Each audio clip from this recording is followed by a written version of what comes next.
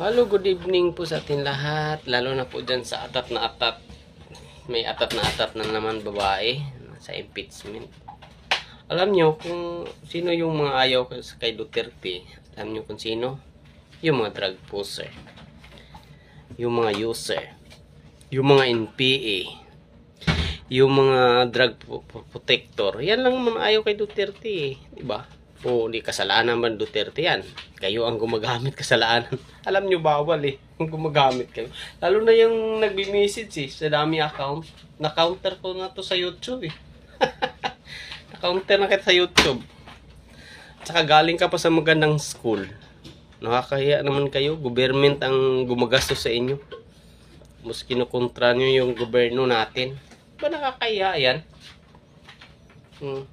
May babae naman dito, atat na atat, na pag makaupo daw si Duterte, patayan na naman daw. Siyempre, patayan talaga kung hindi kay hinto.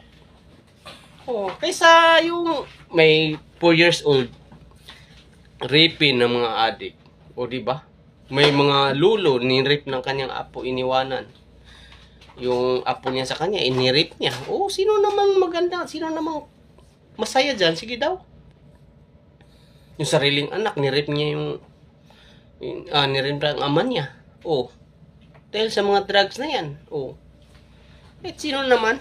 Kaya? Tapos kayo, atat na atat kayo. Yan sa West Philippine Sea. Pakinggan niyo yung sa time ni Noy pa yan ni Aquino pa yung West Philippine Sea na yan. Ba't kay Duterte yung pinagpilitan? Grabe talaga, sira talaga kayo. Wala talaga kayo. May pa private message pa kayo sa akin. Ano ba yan? Kayo talaga magbago na kayo kasi.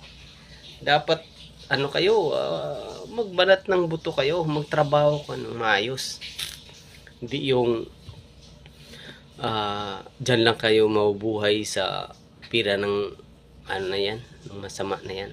Dapat maghanap buhay kayo ng maayos, mga kaibigan. Diba? Manat ng buto kayo. Pakinggan niyo si Enreli at saka si Trillanes, yung mga atat-atat dyan sa West Philippine Sea. Pakinggan niyo. I'm asking you a question. You went to China, you asked the ambassador of the Philippines there, Madam Brady, for a meeting, and you said do not take notes during our conversation, and you called the Secretary of Foreign Affairs a traitor. In fact, you told me that he committed treason. Yes, it was an executive session.